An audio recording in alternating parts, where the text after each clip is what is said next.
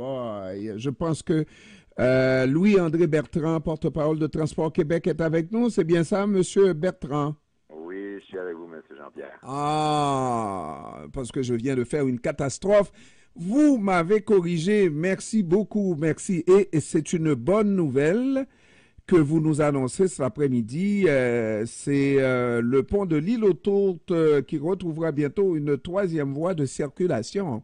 C'est une bonne nouvelle en soi, non? Ah, c'est une excellente nouvelle pour les personnes qui empruntent cet axe-là. Hein. C'est un axe très important. Et donc, je suis persuadé que vos auditeurs qui empruntent le pont de l'île aux Tourtes vont être réjouis de savoir qu'il y a donc une deuxième voie qui va être ouverte à compter de lundi en direction de Vaudreuil-Dorion. C'est là d'ailleurs qu'on constatait le plus de congestion en approche du pont de l'île aux Tourtes, c'est en direction de Vaudreuil. Et donc, c'est pour ça qu'on ajoute une nouvelle voie à compter de lundi. Toutefois, on annonce que la gestion dynamique de la circulation dans le sens de l'heure de pointe prendra fin pour des raisons de sécurité. Qu'est-ce que ça veut dire? Ben, en fait, c'est ça. C'est que la gestion dynamique des voies, c'était qu'on pouvait utiliser des glissières mobiles qui permettaient d'avoir deux voies dans le sens de la pointe. Ah, comme on fait sur le pont Jacques-Cartier, genre, là? Sur le pont Jacques-Cartier, il n'y a pas de glissière entre. Non, il n'y a pas de glissière, mais il y a une gestion dynamique. Qui change. Oui, absolument. Ça, vous avez absolument raison. Mm.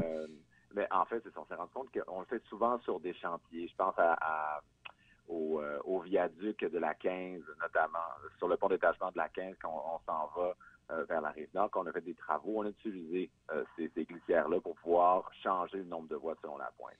Sauf que on a besoin d'avoir une largeur assez importante pour pouvoir faire cette gestion dynamique des voies-là, et on n'a pas cette largeur-là. Et il est arrivé aussi un incident au mois de novembre où il y a eu un accident, où il y a eu pénétration dans l'autre voie. Wow! A foncé, donc tassé cette glissière de sécurité-là. Et donc, on a cerné un enjeu de sécurité important. C'est ce qui fait qu'on va avoir des glissières qui vont être fixées au sol. Un peu comme dans le tunnel Louis-Hippolyte Lafontaine. Mm-hmm. On a deux voies en direction de Montréal, une voie en direction de la Rive-Sud.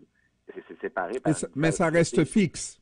Exactement. C'est fixé au sol pour que si jamais il y avait un accident, il ne peut pas avoir pénétration du véhicule ou de la glissière de sécurité dans la voie opposée, ce qui serait très dangereux. Mm-hmm.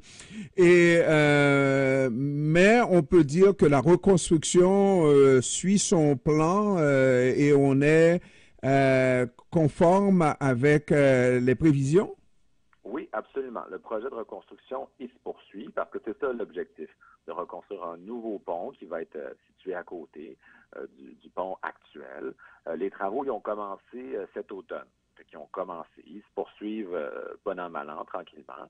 Et ça va nous amener jusqu'à la fin de l'année 2026. On va avoir une première structure qui va nous donner 5 voies disponibles avec gestion dynamique dans le sens d'achalandage de la pointe dès 2026.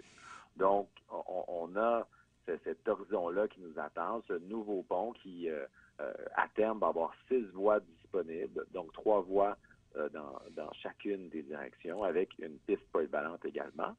Mais donc, d'ici là, nous, on doit faire des travaux de maintien sur le pont actuel, qui est un pont vieillissant, qui nous demande beaucoup de travaux. Et ces travaux-là, notamment, qui ont permis de rétablir une nouvelle voie à compter de lundi. Malheureusement,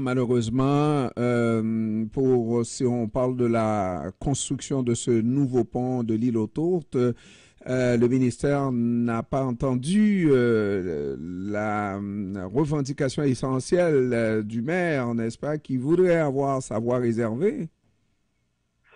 Sur le pont actuel, en fait, ce serait impossible d'avoir une Non, voie. pas le pont actuel, mais le nouveau pont. Sur le nouveau, il y a des études qui ont été faites pour déterminer que ce ne sera pas nécessaire. Avec les 3 voies qui sont en place, sur le pont, il n'y aura pas une congestion. Et on peut le remarquer que ça va bien rouler. On le voit dans d'autres axes routiers où il n'y a pas vraiment il peut en avoir aux approches, mais il n'y en aura peut-être pas nécessairement sur le pont, et qu'on réussit à maintenir la circulation. Donc, même avec un total de 3 voies, vous dites?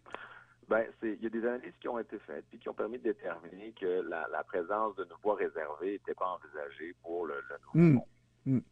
Bon, alors, maintenant, si on revient à l'ancien pont, qui a une durée de vie encore de combien?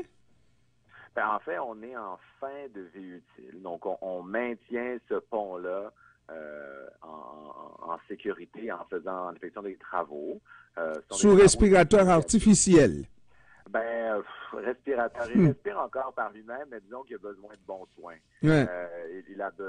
On a un budget environ prévu, là, c'est 376 millions de dollars qui sont consacrés au maintien de l'actuel pont jusqu'à son démantèlement. On va le démanteler à compter jusqu'en 2029, en fait. Mais le but, là, c'est vraiment, on a un pont qui est en fin de vie utile. On fait des travaux pour le maintenir d'ici l'ouverture du nouveau pont. Et comme vous le dites, ces travaux-là, ben, ils vont nous permettre à terme probablement de pouvoir réouvrir une nouvelle voie. C'est ce qu'on souhaite. On n'a pas d'échéancier parce que ces travaux-là avancent.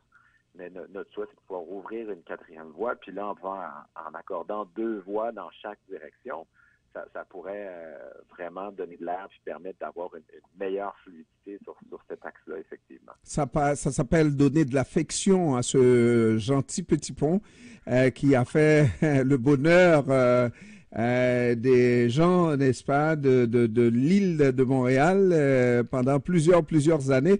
Mais maintenant, en considération de ce qui est à venir, on parle de la gratuité des trains et des autobus qui demeurera en place pour tout le mois de janvier.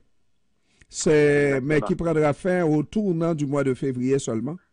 Voilà. Les gratuités qui sont existantes en ce moment sur certains services de train et d'autobus, ils vont rester en place pour le mois de janvier. Mais à compter du mois de février, les usagers de transport collectif vont devoir se munir d'un type de transport valide. Idem pour la gratuité sur l'autoroute 30. Il sera maintenu en direction Est, mais pas en direction Ouest, vu qu'on a une deuxième voie qui est ouverte en direction Ouest. Mais si je reviens sur le transport collectif, notamment avec la ligne de train Vaudreuil de Exo, ben vous évitez toute la congestion quand vous prenez le train, ils ont leur propre rail.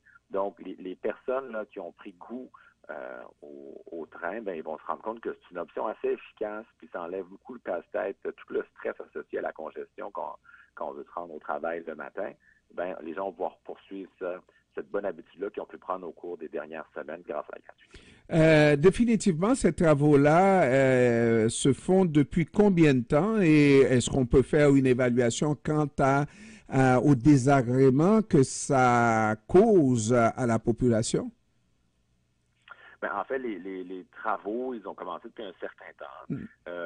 Et dès qu'on a eu des fermetures de voies, ça a nécessairement amené des désagréments. Ça amène plus de congestion, puis on en est très conscient de ça, des désagréments que ça a sur la population.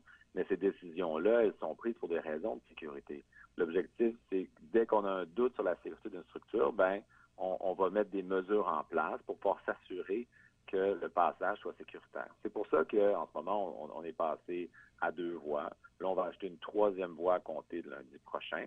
Mais ces décisions-là sont vraiment prises avec tout le savoir puis l'expertise de nos équipes de génie du ministère. Moi-même, enfin, dans mon autre vie, je voulais, ben, j'ai un diplôme d'ingénieur. Ah! On cherche va dire. toujours des ingénieurs au ministère, M. Jean-Pierre. Si vous mais, voulez une reconversion. mais savez-vous quoi? Ce que je crains le plus, c'est pas un tunnel, mais c'est davantage un pont suspendu où on a de la vibration et surtout de la congestion sur un pont. Savez-vous que je crains ça comme la peste?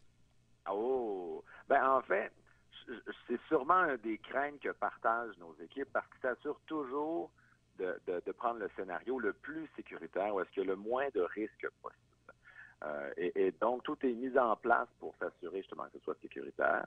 Mais ça demande la collaboration de tous les automobilistes, mais aussi l'industrie du camionnage. Quand les camionneurs prennent une structure comme un pont, ben, ils doivent s'assurer de respecter les limites de charge pour genre, pas trop mettre de tension, pas trop mettre de pression sur les structures, mais vous pouvez vous assurer, nous, dès qu'il y a un doute de la sécurité d'une structure, on n'hésite pas à la fermer ou à faire des modifications. Puis c'est ce qu'on a fait par le passé, puis c'est ce qu'on continue de faire.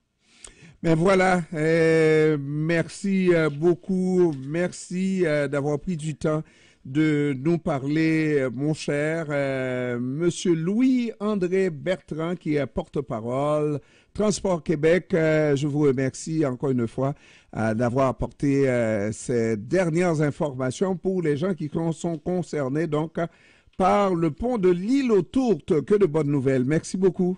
Voilà, merci à vous, merci à vos auditeurs. Merci. Au revoir. Au revoir.